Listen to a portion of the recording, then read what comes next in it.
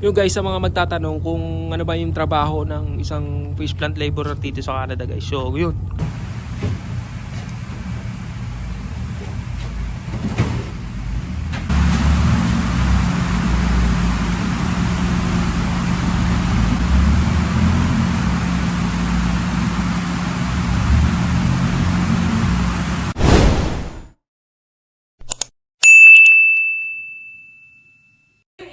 Hello guys, what is up? Welcome back sa ating channel. And yan, for today's video, sama ko kayo sa trabaho natin for today. Kasi ngayon ay kukuha tayo ng boat.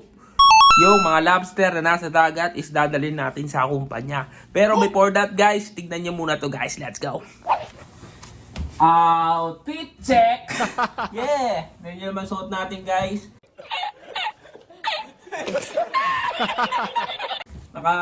Tayo, jacket na makapal kasi malamig. Siyempre, di mawawala dyan ng ating medyas na nakapasok ang ating pants. Outfit check! Tara guys, tama na kalokohan kasi sinabi lang sa akin ni Darlie na mag-outfit check ako. Kaya, tara, samahan nyo kami. Prepare lang namin ng aming truck. Tapos, diretso na kami sa pupuntahan namin. Let's go. A few moments later. Ayan, napaka-fog oh. Kapal ng fog ngayon. Mag-i-in lang ako.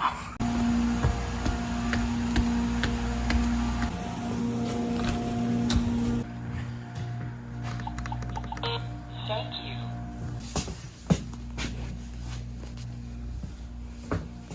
So ayan guys, kukuha pala kami ng lobster namin sa medyo malayo dito, mga 30 minutes yung biyahe.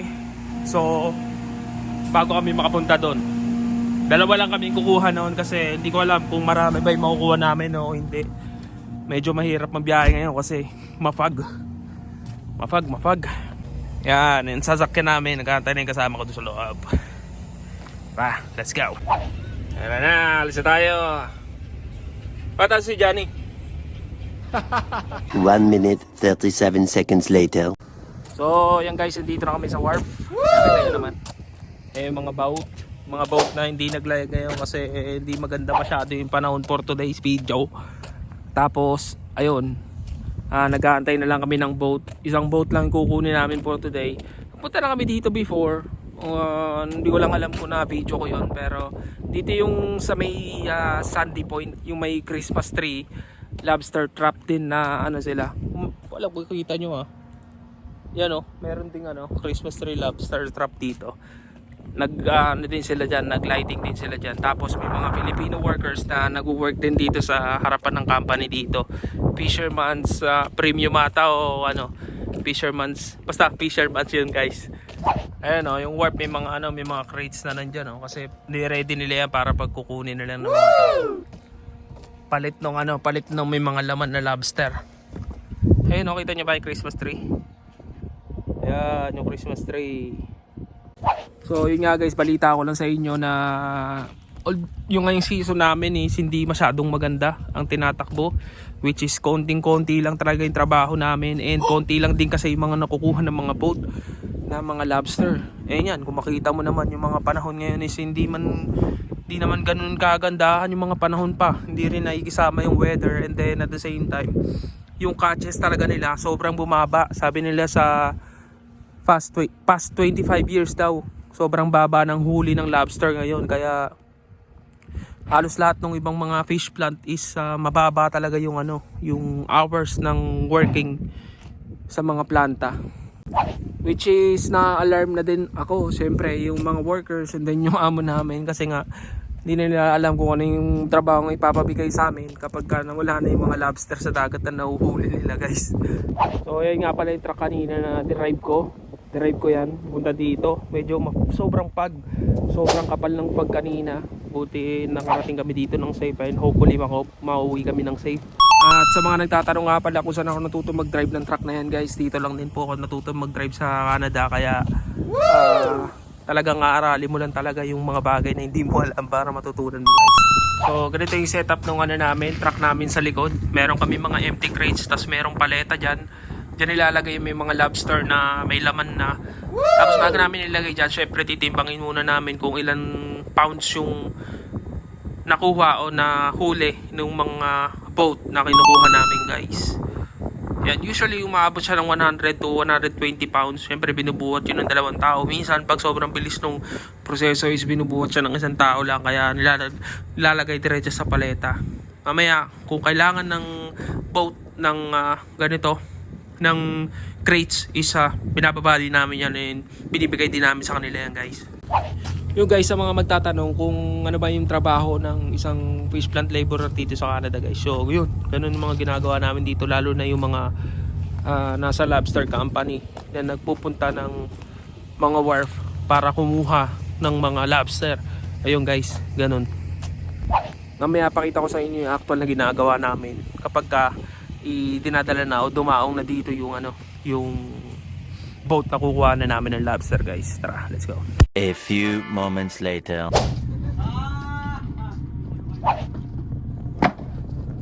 Ayun guys, may mga Pilipino na workers din dito. Ngayon sinasabi ko sa inyo, kampanya na workers din.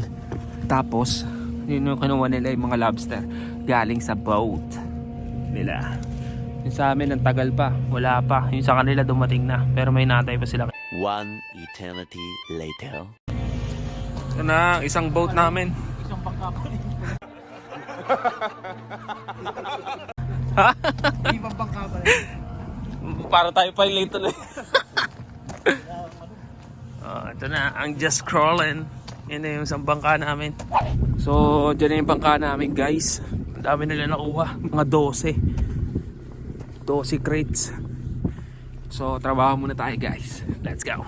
1 minute 37 seconds later. So, ito na guys. Nakabaliktad yung video natin. So, hindi nakita. So, ayan siya. 14 crates ang nakuha namin. Sayang, hindi nyo nakita kung paano namin baliktad kasi yung camera. Pero, ayan. Uwi na kami. Tapos, ayun yung boat namin sa likod. Uwi na kami. Tapos, bababa lang namin yan sa tangke. Yan na siya. Sa likod, sayang. Nakabaliktad pala yung play ng video guys. Kaya hindi nakita. Anyways, next time na lang guys. So, uwi muna kami. Let's go. A few moments later. So, ayan guys, nandito na kami. At tatagang ko lang tong mga crates na walang tag. Ayan. Para may tanda na dun siya sa boat na kinuha na yun namin. Actually, yung trabaho namin doon is inabot lang ng almost 10 minutes. Yung biyahe matagal, tas yung pag-aantay.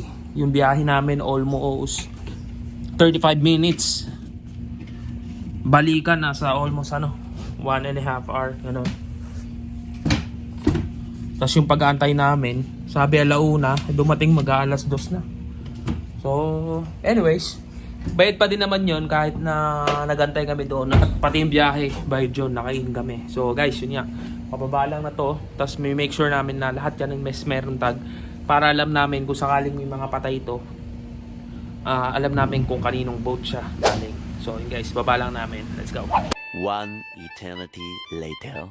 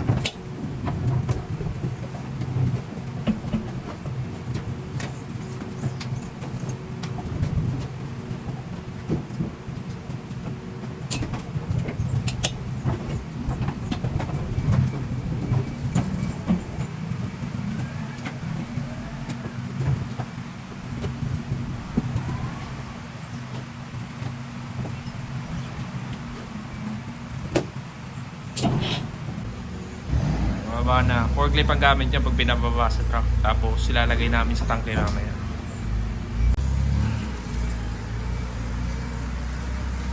Tapos ito na namin siya ilalagay dyan sa loob. Yan yung mga crates na nakuha namin. Pasok namin siya dito sa loob sa may tangke. Yan. Tayo ko lang yung kasama ko para mapasok na namin diretso sa loob sa tangke.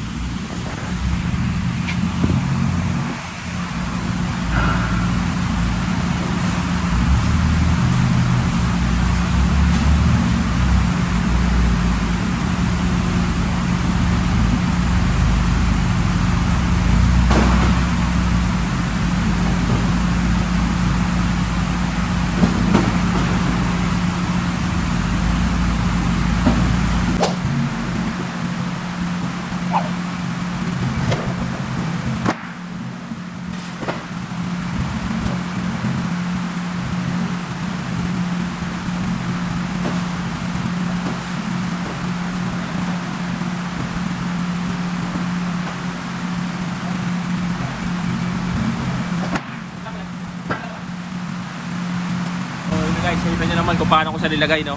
Ganun lang yun. I-slide ko lang gamit yung forklift para mas madali kayo sa buhatin, di ba? So, yun na guys. Tapos na ang aming trabaho for today. Balik lang natin yung mga mga gamit. Nakapag-out na ako. Hindi ko na video. And sarado natin yung mga pinto para di lumabas yung init. So, yun na guys. Tapos na ang ating pasok for today. So, nagsimula tayo ng pasok is alas 12. And nakauwi tayo ng mga alas 3 ng hapon. Isang boat lang kasi kinuha natin guys. Kaya medyo mabilis lang ang trabaho. And ayun, hanggang dito na lang yung video natin for today's video. And I hope na nabigyan ko kayo ng idea tungkol sa trabaho ng isang fish plant laborer dito sa Canada. At ang product is mga lobster. So hopefully maging busy kami this coming weeks. Hopefully kasi yung mga boats is nag-i-imbak sila ng mga lobster nila. Hindi pa nila binibenta kasi gusto nilang pamahalin yung price ng lobster. Kaya ayun guys, hanggang sa susunod na video natin. Have a good one.